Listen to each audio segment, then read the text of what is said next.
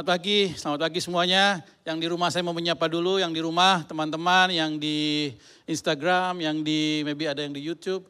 Selamat pagi, apa kabar semuanya? Sehat-sehat? Kalau badan mulai panas-panas, mulai pegel-pegel, saya sarankan segera untuk dicek COVID. Jangan jadi Superman.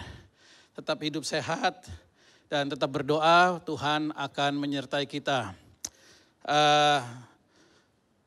Hari ini saya akan berbicara apa yang Tuhan taruh di hati saya kira-kira beberapa bulan terakhir ini. Nah, saya percaya kalau saudara tanggapi ini sungguh-sungguh, saudara akan diberkati dengan oleh Tuhan. Nah, saya akan bicara pagi hari ini soal bagaimana kita punya gaya hidup yang mengandalkan Tuhan. Nah, untuk itu kita akan baca banyak ayat. Teman saya Brian udah siapkan, saudara tinggal lihat di screen saudara. Kita akan baca yang pertama adalah dari 1 Tawarikh 21 ayat 1 sampai dengan 15. 1 Tawarikh 21 ayat 1 sampai dengan 15. I give you time, saudara yang di rumah, saudara boleh buka gadget saudara, go to the Bible. Saudara bisa buka dengan translation yang saudara suka. Saya akan baca dari terjemahan baru bahasa Indonesia, 1 Tawarikh 21 ayat 1 sampai dengan 15. Saya akan bacakan. Judulnya pendaftaran dan hukuman. Alkitab bilang begini, iblis bangkit melawan orang Israel. Dan ia membujuk Daud untuk menghitung orang Israel. Lalu berkatalah Daud kepada Yoab dan kepada para pemuka rakyat, pergilah. Hitunglah orang Israel dari Beersheba sampai Dan. Dan bawalah hasilnya kepadaku supaya aku tahu jumlah mereka. Lalu berkatalah Yoab, kiranya Tuhan menambahi rakyatnya 100 kali lipat daripada yang ada sekarang. Ya Tuanku Raja, bukankah mereka sekalian hamba-hamba Tuanku? Mengapa Tuanku menuntut hal ini? Mengapa orang Israel harus menanggung kesalahan oleh karena hal itu? Namun titah raja itu terpaksa diikuti oleh Yoab. Maka pergilah Yoab menjelajahi seluruh Israel. Kemudian kembali ke Yerusalem. Ayat yang kelima. Lalu Yoab memberitahukan kepada Daud hasil pendaftaran rakyat. Di antara seluruh orang Israel ada 1.100.000 orang yang dapat memegang pedang. Dan orang Yehuda ada 470.000 orang yang dapat memegang pedang. Orang Lewi dan Benyamin tidak dimasukkannya dalam pendaftaran sebab titah raja itu dianggap keji oleh Yoab. Tetapi hal itu jahat di mata Allah, sebab itu dihajarnya orang Israel. Lalu berkatalah Daud kepada Allah, aku telah sangat berdosa karena melakukan hal ini. Maka sekarang jauhkanlah kiranya kesalahan hambamu, sebab perbuatanku itu sangat bodoh. Tetapi berfirmanlah Tuhan kepada Gad, pelihat Daud. Pergilah, katakanlah kepada Daud, beginilah firman Tuhan, 3 perkara kuhadapkan kepadamu. Pilihlah salah satu daripadanya, maka aku akan melakukannya kepadamu. Kemudian datanglah Gad kepada Daud, lalu berkatalah ia kepadanya, beginilah firman Tuhan, haruslah engkau memilih. Yang pertama, 3 tahun kelaparan atau 3 bulan lamanya melarikan diri dari hadapan lawanmu. Sedang pedang musuhmu menyusul engkau, atau yang ketiga, 3 hari pedang Tuhan, yakni penyakit sampar, ada di negeri ini. Dan malaikat Tuhan mendatangkan kemusnahan di seluruh daerah orang Israel. Maka sekarang timbanglah jawab apa yang harus kusampaikan kepada yang mengutus aku. Lalu berkatalah Daud kepada Gad, sangat susah hatiku. Biarlah kiranya aku jatuh ke dalam tangan Tuhan. Sebab sangat besar kasih sayangnya. Tetapi janganlah aku jatuh ke dalam tangan manusia. 14, jadi Tuhan mendatangkan penyakit sampar kepada orang Israel. Maka tewaslah dari orang Israel 70.000 orang. Pula Allah mengutus malaikat ke Yerusalem untuk memusnahkannya. Dan ketika hendak dimusnahkannya, maka Tuhan melihatnya, lalu menyesallah ia karena malapetaka yang hendak didatangkannya itu. Lalu berfirmanlah ia kepada malaikat pemusnah itu, cukup, turunkanlah sekarang tanganmu itu. Pada waktu itu malaikat Tuhan itu sedang berdiri di dekat tempat pengirikan Ornan, orang Yebus. Nah, ada satu cerita di sini. Kalau menurut saya ini cerita yang paling penting dari kisah Raja Daud. Kita pernah belajar Raja Daud, dia seorang raja yang Tuhan sendiri yang pilih dia. Dia start dari jadi gembala, ceritanya bagus, dia membela domba-dombanya dan sebagainya. Tuhan pilih dia. Dan bukan sampai di situ, kemudian Daud singkat cerita, dia pada satu waktu dia berperang, dia melawan Goliat dan Goliat dia bunuh. Selesai. Habis Goliat dia bunuh, dia bekerja pada Saul. Setiap kali Saul ada nggak enak, ada moodnya bad mood, ada roh jahat yang mengojoki Saul, Daud datang bermain kecapi dan roh jahatnya pergi. Kemudian Daud ini dia pergi ke perang kemanapun, melawan Filistin, melawan Amalek, melawan siapa aja, Moab dan sebagainya. Daud selalu menang. Daud nggak pernah punya rekor kalah, itu nggak ada. Kalau rekornya Daud misalnya 100 kemenangan, musuhnya 0. Selalu menang. Kalau saudara suka main judi, bisa nggak boleh. Kalau lagi pertandingan mungkin semua orang pasti betnya ke Daud. Karena he's so powerful. Apa yang dia, tiap kali dia pegang pedang, dia menang. Tiap kali dia berperang, dia selalu menang. Dan nggak sampai stop sampai di situ. Alkitab berkata, Daud, Tuhan menyertai Daud. Sampai musuhnya Daud pun nggak bisa bikin apa-apa. Satu kali Saul nggak suka sama Daud, Saul lempar tombak, tombak itu bisa nggak kena sama Daud. Dan sebagainya. Ada memang di Alkitab, Daud dia itu dalam dosa. Dia meniduri istri dari salah satu prajuritnya. Tapi Tuhan nggak stop sampai situ. Dan herannya waktu Daud tidur sama istri dari prajuritnya, Tuhan nggak marah loh. Tuhan nggak marah. Memang anaknya Daud hasil dari selingkuhnya meninggal. Tapi Tuhan gak hukum Daud sama sekali. Kayak nothing wrong. Nah tapi di kisah ini terakhir ini Daud udah tua di 1 Tawarik 21. Daud udah tua dan ini yang terjadi. Alkitab bilang Daud udah tua, udah gak ada perang waktu itu. Semua orang udah takluk sama Daud. Tiba-tiba gak tahu dapat ide dari mana.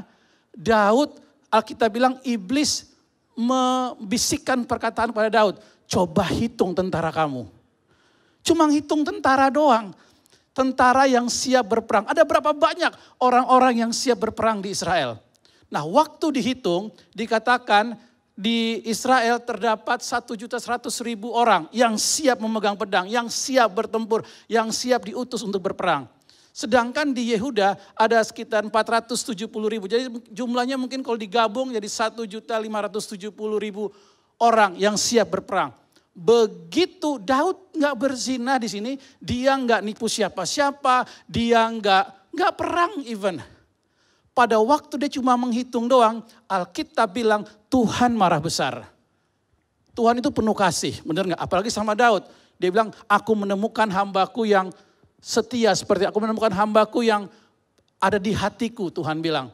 Tapi begitu Daud mencoba menghitung kekuatan tentaranya, Tuhan marah besar.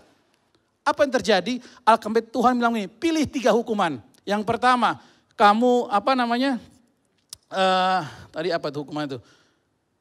Yang pertama aku kasih kelaparan, atau yang kedua kamu dikejar-kejar musuh, atau yang ketiga ada penyakit sampar selama 3 hari. Nah kemudian situ dia bilang, aku berdosa, aku menyesal Tuhan dan sebagainya. Lalu kita baca, tapi malaikat Tuhan tetap menghukum Daud, menghukum orang Israel. Alkitab mencatat pada hari itu di Israel ada 70.000 orang yang meninggal akibat dari kebodohan Daud ini. Dan pada waktu itu hampir Yerusalem dibinasakan oleh Tuhan. Alkitab bilang malaikat Tuhan sudah pergi ke Yerusalem dan siap memusnahkan Yerusalem. Cuma gara-gara Daud menghitung tentara doang. Saya waktu baca ayat ini saya bilang, this must be a joke. Kenapa Tuhan waktu dia berzina sama istri prajuritnya, kamu gak hukum dia? Waktu sehebat-hebat, waktu dia melakukan banyak kesalahan, kenapa Tuhan nggak marah dia?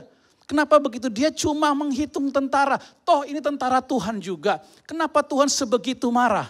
Tahukah saudara, Tuhan tuh tersinggung kalau kita mengandalkan kekuatan kita sendiri.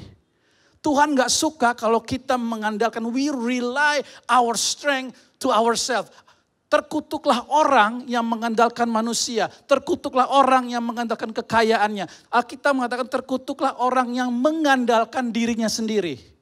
Nah, nanti kita akan lihat gak di perjanjian lama, gak di perjanjian baru. Artinya waktu zaman hukum dan zaman grace, orang yang mengandalkan manusia itu benar-benar bahaya. Nah, kita akan lihat, tahukah saudara, sepanjang hidup Daud, sepanjang hidup orang Israel tidak pernah berperang. Tuhan selalu berperang bagi mereka. Sehebat-hebatnya Daud, can you imagine, dia ngelawan Goliat, gak mungkinlah Daud bisa menang. Daud oke lah dia ngelawan serigala, dia ngelawan singa dan sebagainya. Oke, dia ambil batu, dia lempar. Itu bisa jadi kalau di matematika itu probability. Artinya ya mungkin aja nggak sengaja kena di jidatnya Goliat. Mungkin aja Goliat kalah gara-gara lagi solak. Laki aja dia bisa menang dari Goliat. Tapi kalau saudara perhatikan, Daud dia bisa potong kulit katan dari tentara, ada 10.000 tentara Filistin. Dan kemanapun dia pergi berperang, dia pasti menang. Dia mau dibunuh, dia lewat, dia lolos. Dia sudah dikepung, dia bisa berhasil lolos. Kenapa bisa begitu? Kenapa sampai dia bisa? Karena intinya cuma satu, bukan Daud rajin berlatih, bukan Daud rajin praktis, bukan Daud punya pelatih perang. Karena satu hal, karena yang berperang buat Daud, yang berperang buat Israel, itu cuma Tuhan. Sepanjang hidup Israel adalah negara yang tidak pernah bisnis. Israel adalah negara yang tidak pernah berdealing apa-apa dengan bangsa-bangsa lain. Mereka keluar, Tuhan yang keluarin. Israel waktu melawan orang Mesir, bukan Israel berperang melawan Mesir. Israel gak pernah perang, bos. Gak pernah perang, Israel itu budak. Tentara Mesir itu kuat-kuat, mereka punya kereta perang, Firaun, mereka punya kereta berkuda. Waktu mereka keluar, Tuhan yang keluarin mereka, saudara. Israel gak punya tentara yang terlatih, dia gak punya Kopassus, Israel gak punya intelijen. Tapi begitu mereka sampai depan laut, waktu Musa berseru, Musa angkat tongkat, Alkitab bilang Tuhan membelah laut buat Israel lewat. Tuhan yang membuka jalan untuk Israel. Waktu Israel kelaparan, guys nggak ada makan. Mereka mulai komplain, Tuhan kok nggak ada makanan. Di Mesir kita bisa order go food, gampang banget. Kok di sini nggak ada, di padang gurun nggak ada makanan. Tuhan bisa perintahkan mana datang di pagi hari. Lalu mereka komplain lagi, there is no water, nggak ada air. Mana air?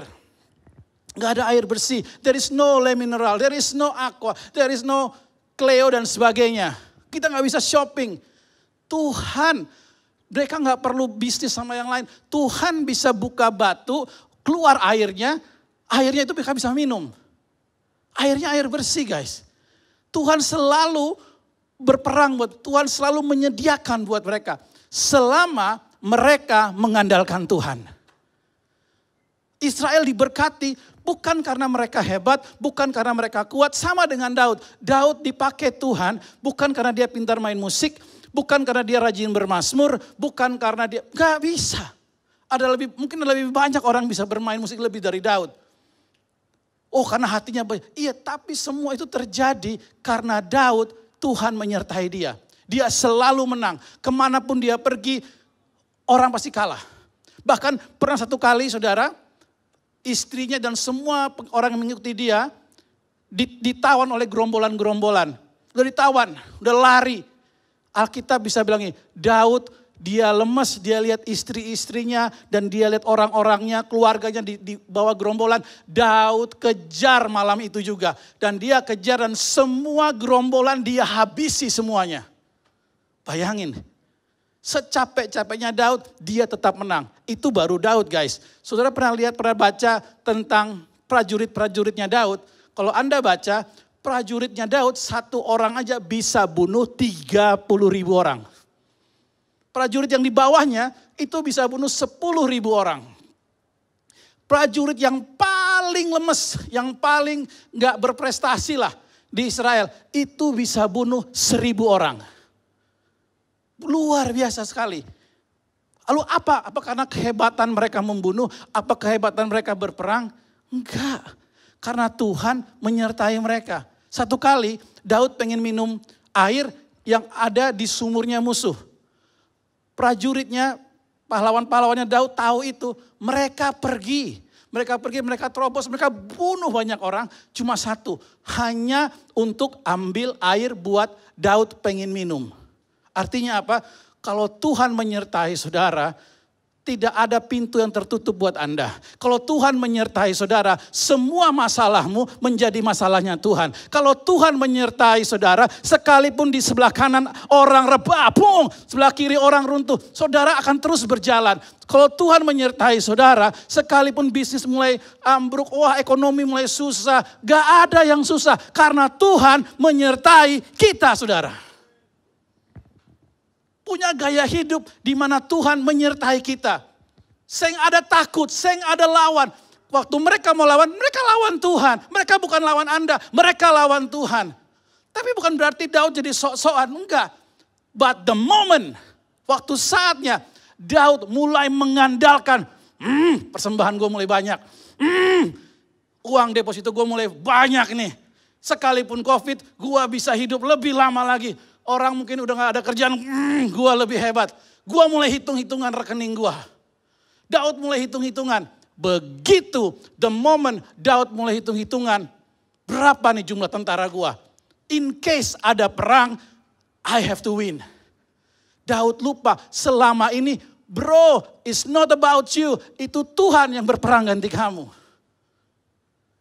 Daud lupa kalau selama ini dia jadi raja pun bukan karena dia jago. Bukan karena dia menang kampanye. Bukan karena dia bisa ambil hati partai-partai suku-suku di Israel. Dia menang karena Tuhan membuat hati Israel condong kepada Daud. Dia lupa kalau selama ini dia itu mengembalakan 2-3 ekor. Tuhan membawa dia jadi go nasional, go internasional. Bukan karena dia, karena Tuhan. Makanya waktu the moment dia mengandalkan kekuatannya, Tuhan marah besar. Tuhan bilang, that's it. Ini orang gak tahu diri. Lu gak tahu diri Daud, surga hening. Kenapa Tuhan? What's wrong? Ini orang yang suka bermazmur. Orang yang mengasihi kamu. No. Dia gak ngandalin gua lagi. Dia pikir dia siapa? Dia ada gara-gara gua. Bukan gara-gara dia. Dia pikir 1.570.000 orang kalau pergi perang bisa menang. Gak bisa. Kalau Tuhan gak menyertai, sebesar-besarnya modalmu, engkau gak bisa. Tapi kalau Tuhan menyertai kamu, walaupun lagi masa pandemi, saudara bisa bangun gereja yang baru. Saudara bisa punya peralatan yang bagus. Saudara bisa menjangkau banyak orang. Kenapa? Yang menyertai Anda adalah Tuhan. Sehebat-hebatnya dokter, dia cuma mengobati. Yang menyembuhkan itu Tuhan. Sehebat-hebatnya obat, dia cuma mengobati, yang memberikan kesembuhan itu Tuhan. Sehebat-hebatnya modal yang banyak, marketing yang besar, tanpa disertai mengandalkan Tuhan, itu gak ada artinya. Wih, itu marah-marah nih. Wih, ini kayaknya hukum banget nih, gak ada kasih karunia. This is all about kasih karunia. Satu kali, ada tuh anak muda. Anak muda lumayan kaya lah dia.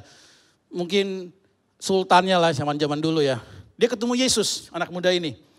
Gaya banget, ketemu Yesus, bro. Wah, ketemu Tuhan Yesus. Apa yang terjadi? Terus dia bilang sama Tuhan Yesus, gue perlu ngapain lagi? Nantang sama Tuhan Yesus. Tuhan Yesus bilang, oke, dia nantangin gue. Gue perlu lakuin apa lagi? Tuhan Yesus bilang gini sama anak muda ini, si sultan ini. Lakukan perintah Allah. Udah, masih kecil, masih diut, udah. Jangan membunuh, enggak pernah. Jangan membunuh, bunuh semut aja gue gak berani. Jangan mencuri, gak mencuri. Gue malah kalau pencuri gue kasih lebih kalau ada, kalau bisa. Jangan menghormati orang tua. Jangankan menghormati orang tua. Orang tua teman-teman gue aja gue hormati. Jangan menginginkan milik orang lain. Jangankan milik orang lain. Orang lain pengen milik gue. Wah, Tuhan Yesus bilang impresi. Ini nih, ini sultan bukan kaleng-kaleng nih. Ini no ken-ken nih, bukan kaleng-kaleng nih. Apa yang terjadi? Tuhan Yesus bilang gini, ya udah, gini bro, kalau lu mau sempurna, lu jual harta lu. Bagi ke orang-orang miskin. Lalu ikut aku. Itu udah undangan paling keren, bener gak? Bener gak? Saudara kalau Tuhan sendiri datang, boom. Bilang sama saudara, udah lu jual harta lu.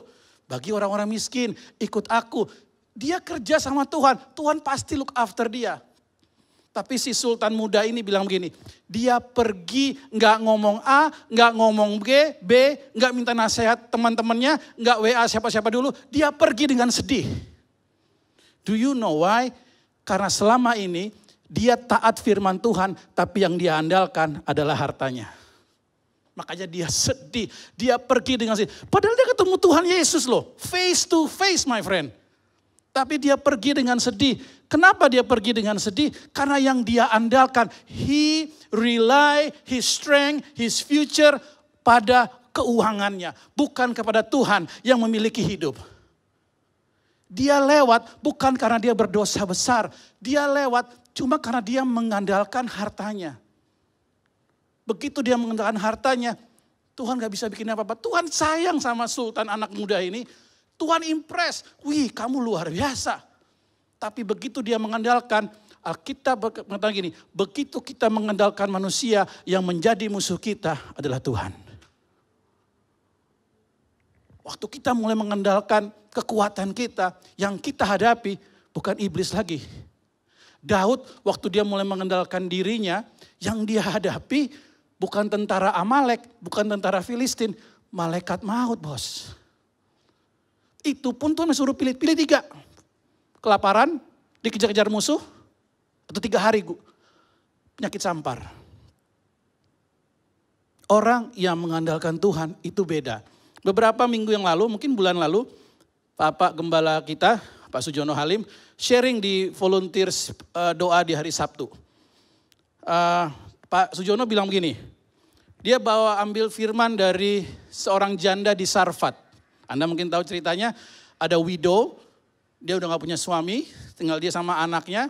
Lagi ada kelaparan, lagi ada pandemi. Pandeminya lumayan lama, 3,5 tahun. Dia gak punya apa-apa lagi.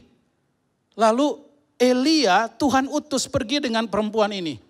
Elia gak tahu diri, gak tahu gimana. Dia bilang, apa yang ada padamu? Wih, kalau saya jadi janda itu, gue bukan janda. Kalau saya jadi janda itu, mungkin dia pikir, oh my God, this is a blessing. Ini nabi Tuhan nanya, apa yang kamu ada, kamu punya apa? Wah ini pasti Kang Tao gede, ini pasti gue mau ditransfer nih. Ini pasti dia mau minta M-Banking gue nih. Dia mau minta BCA gue nih, pasti nih, udah gak mungkin salah lagi nih. Kamu punya apa? Terus wanita ini dengan jujur, dia terbuka. Nabi Allah, gue gak punya apa-apa. Bangga banget ya. Gue hanya punya segenggam tepung dan minyak yang sedikit di dalam buli-buli. Oke? Terus dia bilang gini, itu doang yang gue punya. Dan abis gue bikin roti dari tepung yang sedikit dan minyak sedikit ini, aku akan memberi makan pada aku dan anakku, kemudian kita akan mati. Udah selesai. Wah pasti udah ditolong nih. Pasti ada bantuan sosial dari Tuhan nih. Elia, dia bukannya, oke, minta rekening kamu ya. Dia gak bilang begitu. Dia bilang gini, buatkan dulu aku sepotong roti. Itu kalau seandainya wanita ini gak mengandalkan Tuhan, habis itu dimaki-maki, lu kurang ajar, dasar laki-laki gak tahu. Hamba Tuhan minta-minta duit, minta-minta roti, lagi kekeringan, ini juga kekeringan gara-gara doa-doa lu. Sekarang kayak begini, lu minta lagi. Dia bisa kepahitan on the spot, man.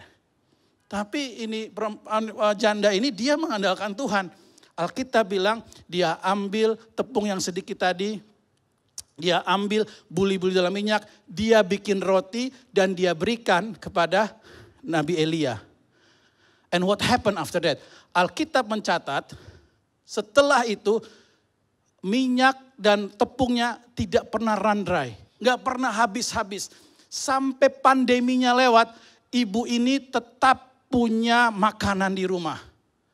Saudara, begitu engkau mengandalkan Tuhan, apapun statusmu, apapun yang ada padamu, Tuhan bisa bikin rekening di bankmu itu nggak habis-habis guys.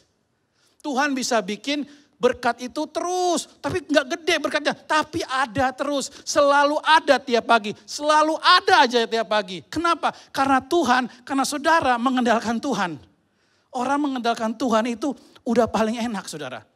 Tapi begitu engkau mengandalkan yang lain, habis.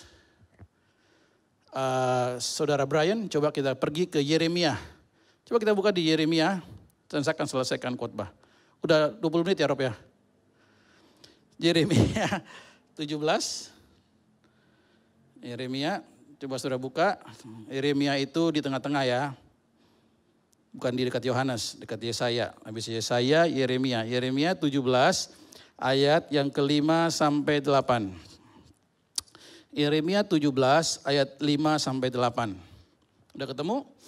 Alkitab bilang begini, beginilah firman Tuhan, terkutuklah orang yang mengandalkan manusia, yang mengandalkan kekuatannya sendiri dan hatinya menjauh daripada Tuhan. Ia akan seperti semak bulus di padang belantara. Ia tidak akan mengalami datangnya keadaan baik. Ia akan tinggal di tanah angus di padang gurun. Dari padang gurun angus lagi. Di padang asin yang tidak berpenduduk. Tapi ayat 7 bilang gini, diberkatilah orang yang mengandalkan Tuhan, yang menaruh harapannya pada Tuhan. Ia akan seperti pohon yang ditanam di tepi air, yang merambatkan akar-akarnya ke tepi batang air, dan yang tidak mengalami datangnya panas terik, yang daunnya tetap hijau, yang tidak khawatir dalam tahun kering, dan yang tidak berhenti menghasilkan buah. On the spot, Yeremia bilang, orang yang mengandalkan Tuhan, dia tidak akan mengalami namanya kekeringan, layu, gak ada buah. Selalu ada berkat, selalu Tuhan tuntun. Wow.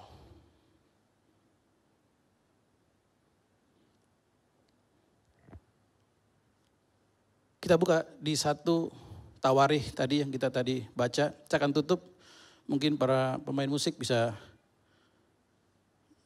minum-minum dulu mungkin atau mungkin mau kembali. 1 Tawarikh.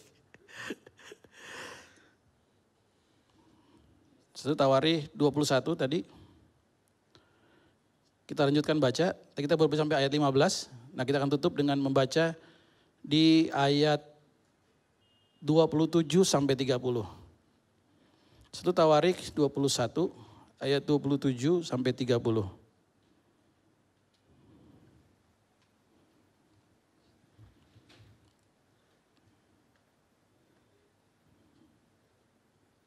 Udah ketemu? Lalu berfirmanlah Tuhan kepada malaikat itu, supaya dikembalikannya pedangnya ke dalam sarungnya. Pada waktu itu juga Daud mempersembahkan korban di sana.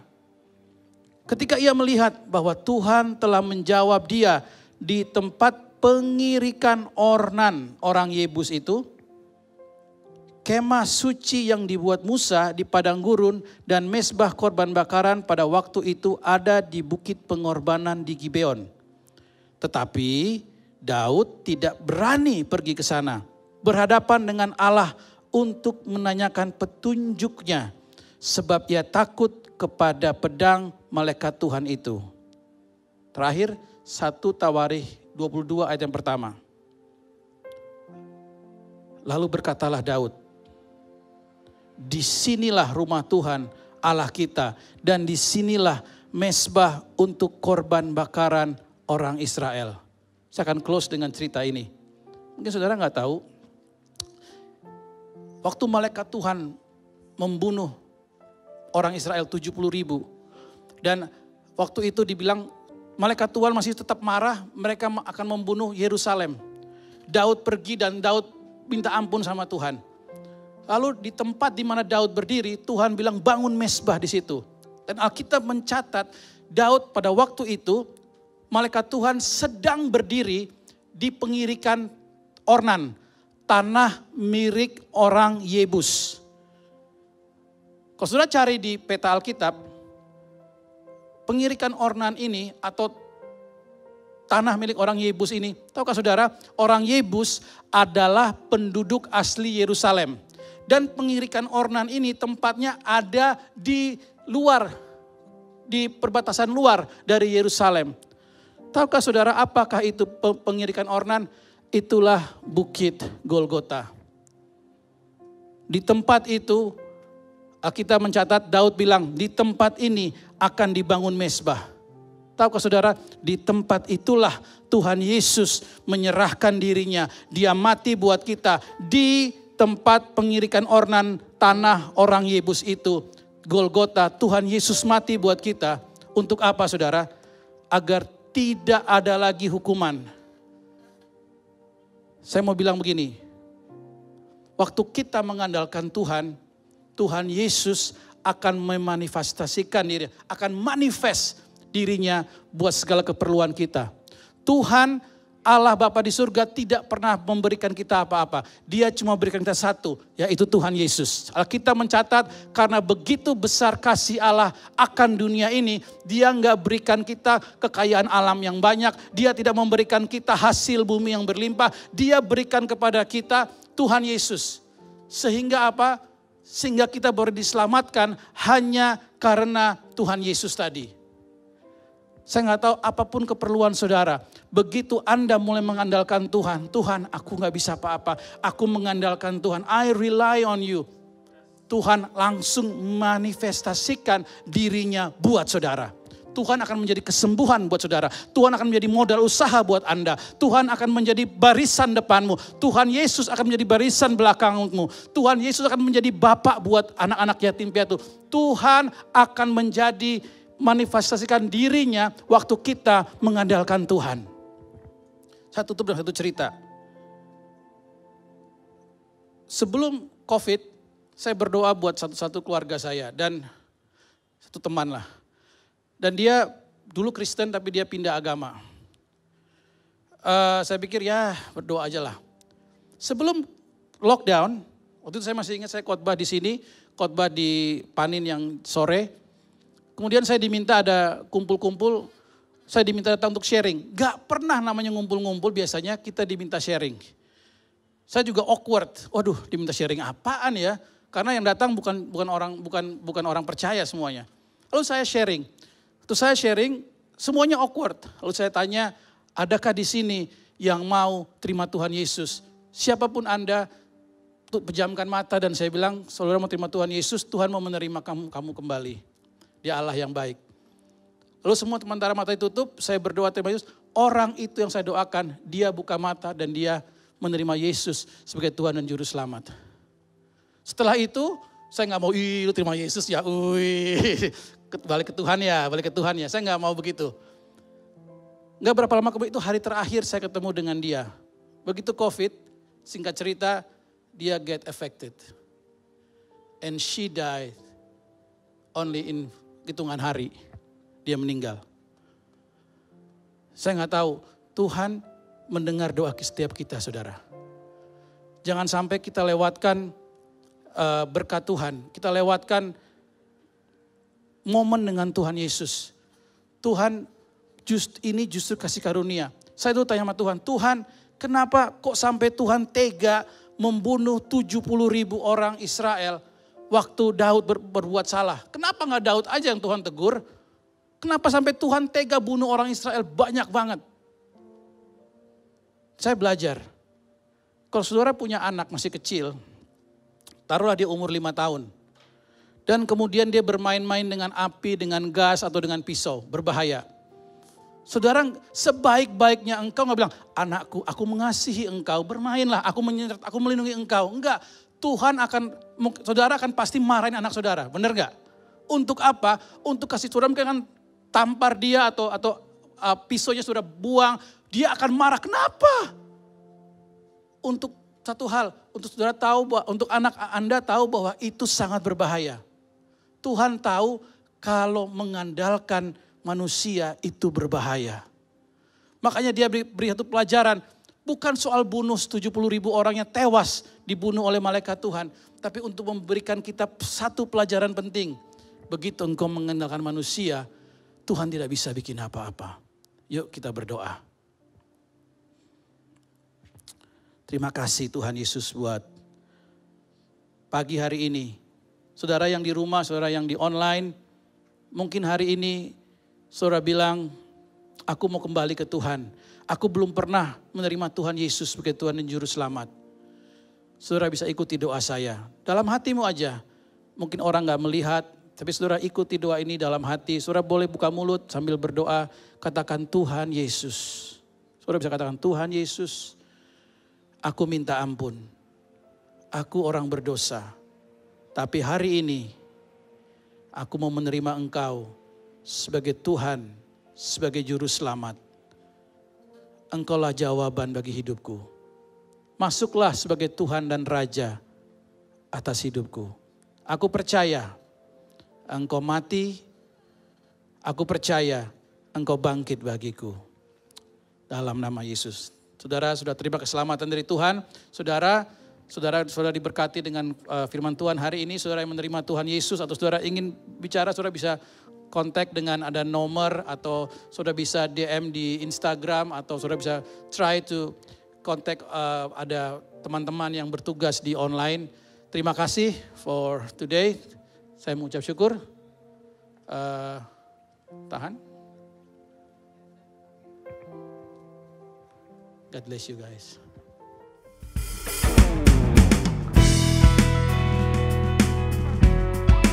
C3 family, let's learn a new song.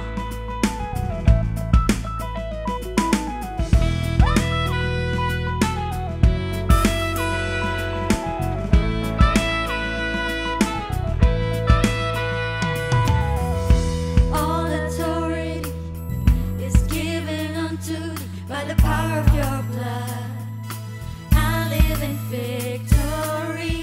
Savior God to me, who shed his love for me. No